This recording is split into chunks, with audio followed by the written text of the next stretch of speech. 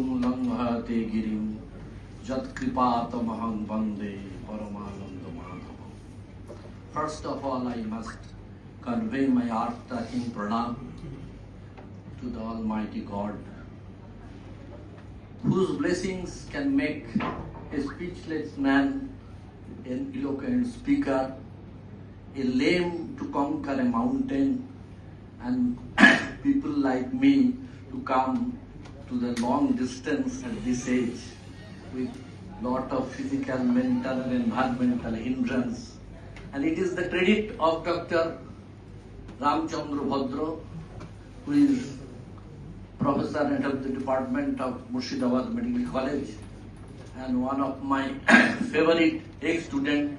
He was talking about that B.C. Rai Postgraduate Institute of Medical Science, where Ram, Srijita and many other new professors of different medical colleges used to go as to learn some tidbits of pediatric radiology, general radiology.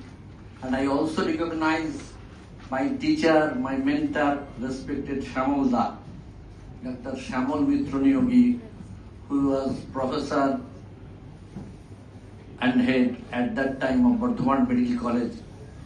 He used to come to B.C. Rai Medical Center.